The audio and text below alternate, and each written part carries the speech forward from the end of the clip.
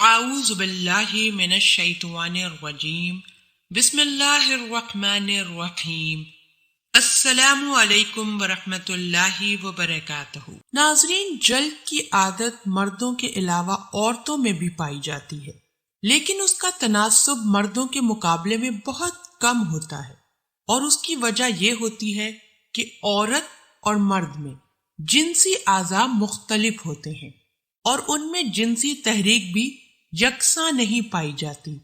آسوالڈ اپنی تصنیف psychology of sex میں اس چیز کو بیان کرتے ہوئے کہتے ہیں، بڑا فرق یہ ہے کہ لڑکوں میں جنسی خواہش کی بیداری اور فوتوں کی فلیت کا آغاز ایک ہی وقت میں نمودار ہو جاتا ہے، لیکن لڑکیوں کے معاملے میں یہ بات مختلف ہوتی ہے۔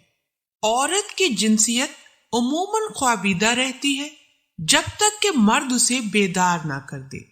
وہ بھی ہر مرد نہیں، کیونکہ یہ بھی بہت بڑی حقیقت ہے کہ ہر مرد عورت کی جنسی صلاحیت کو بیدار کرنے کی صلاحیت نہیں رکھتا، یا دوسرے لفظوں میں یوں کہہ لیں کہ اسے عورت کی جنسی صلاحیتوں کو بیدار کرنے کا سلیقہ ہی نہیں آتا۔ ایک عام نوعیت کی لڑکی جس کی طبعی خواہش کو بری طرح بھڑکا نہ دیا جائے، وہ اپنی زندگی میں کبھی بھی جلد کا شکار نہیں ہوتی۔ آسوالڈ نے عورتوں کی جلد کے حوالے سے کہا کہ شاذ و نادر عورتیں ہی اس عادت کا شکار ہوتی ہیں، لیکن مغربی ممالک کے کئی دوسرے ماہرین جنسیات کا کہنا ہے کہ مردوں میں 15 سے 99% تک جلد کا شکار ہیں، تو عورتیں بھی کم از کم 70 سے 90% تک جلد کی عادت میں مبتلا ہیں۔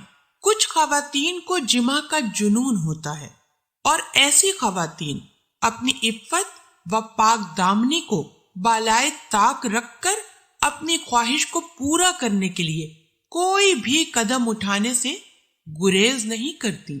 ایسی خواتین میں بے حیائی، بے شرمی عروج پر ہوتی ہے، اور جب تک اس عارضے کو مناسب علاج کے ذریعے نارمل نہ کیا جائے تو ایسی خواتین کثرت جماع سے اپنے آپ کو انتہائی کمزور اور لاغر کر لیتی ہیں، جس کی وجہ سے وہ بہت جلد موت کے منہ میں چلی جاتی ہیں۔ ایسی خواتین بالعموم انگشت زنی کا شکار ہو کر تنہائی اختیار کر لیتی ہیں۔ اسی چیز کو مد نظر رکھتے ہوئے کچھ لوگوں نے یہ نظریہ اپنایا ہوا ہے کہ عورت میں مرد کے مقابلے میں 8 گنا زیادہ خواہش پائی جاتی ہے۔ یاد رکھیں کہ محبت کیے جانے کی خواہش اور شہوانی خواہش کے درمیان فرق ہے۔ اس میں کوئی شک نہیں کہ عورت میں یہ خواہش زیادہ شدید ہوتی ہے کہ اس سے محبت کی جائے، لیکن جہاں تک جنسی جذبے اور اختلاط کا تعلق ہے، یہ نظریہ درست نہیں۔ یہ عقیدہ عورت میں مرد سے کئی گنا زیادہ خواہش یا سیکس ہوتا ہے۔ یہ چیزیں عہد وسطی کے ہندو پرہتوں سے آیا ہے، جن کا خود بھی یہ عقیدہ تھا، اور اس زمانے کے لوگوں پر بھی وہ اس عقیدے کو مختلف طریقوں سے ٹھونسنا چاہتے تھے کہ عورت تمام برائیوں کی جڑ ہے۔ ایک اور بات جس سے اس نظریے کو سہارا ملا، جنسی عمل کے دوران عورت کئی بار عروج تک پہنچتی ہے، لیکن سائنسی نقطۂ نظر سے یہ بات بالکل غلط ہے۔ عورت میں شہوانی جذبہ مرد کے مقابلے میں 8 گنا یا اس سے بھی زیادہ ہوتا ہے۔ ہاں، یہ ضرور ہے کہ وہ اپنے ماہانہ دور سے گزرتے ہوئے بعض اوقات جنسی خواہش کی کمی یا زیادتی کا شکار ہو سکتی ہے، لیکن فطری طور پر مرد ہی جنسی خواہش میں پہل کرنے والا ہوتا ہے۔ عورت میں حیا کا مادہ ہوتا ہے، اس لیے وہ عموماً پہل کرنے سے گریز کرتی ہے۔ اگر کسی وجہ سے کوئی عورت جذبہ شہوت کے تحت مغلوب ہو رہی ہے تو یہ ایک بیماری ہے جس کا مناسب علاج کر کے عورت کو نارمل زندگی گزارنے کے قابل بنایا جا سکتا ہے۔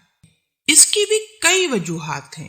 شہوت پرست بیوہ خواتین اور نوجوان کنواری لڑکیاں جو ہر وقت رومانی خیالات کا شکار رہیں اس مرض کا زیادہ شکار ہوتی ہیں۔ حیض دب جانے سے یا ایام حیض کے دوران مریضہ کو خواہش کا زیادہ غلبہ ہوتا ہے، جس کی وجہ سے وہ عموماً جلد کا شکار ہو جاتی ہیں۔ شرمگاہ کی خارش کی وجہ سے مریضہ اس عارضے کا شکار ہو جاتی ہیں۔ کئی جلدی امراض اگر مناسب علاج کے بجائے دبا دیے جائیں تو کچھ ماہ بعد اثرات کے طور پر یہ مرض لاحق ہو سکتا ہے۔ پیٹ کے کیڑے، قبض اور دیگر معدے کے امراض بھی اس بیماری کا پیش خیمہ ثابت ہوتے ہیں۔ ہر وقت عشقیہ ناول پڑھنے والی خواتین اس مرض کا شکار ہوتی ہیں۔ احساس کمتری اور احساس برتری دونوں امراض اس عارضے کی ایک بڑی وجہ ہیں۔ یہ مرض عموماً 2 ادوار میں زیادہ ہوتا ہے: انتہائی نوجوانی کے عالم میں اور سنیاس کے دوران۔ اس لیے نوجوانی کے عالم میں بھی اس مرض کا شکار ہونے والی عورت بعد از شادی بھی اس عادت سے پیچھا نہیں چھڑا سکتی۔ ایسی خواتین جنہیں شادی کے بعد بھی جنسی سکون نہ مل سکے تو وہ اپنی جنسی پیاس بجھانے کے لیے انگشت زنی کا سہارا لے سکتی ہیں۔ ایسی خواتین جو عموماً دن رات اکٹھی رہتی ہیں اور ایک دوسرے سے بہت زیادہ جنس کے موضوع پر فری ہو جاتی ہیں، وہ اس مرض کا شکار ہوتی ہیں۔ آپ ہمارے چینل کو ضرور سبسکرائب کر لیں۔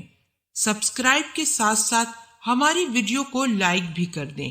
اللہ پاک آپ سب کو اپنے حفظ و امان میں رکھے، آمین۔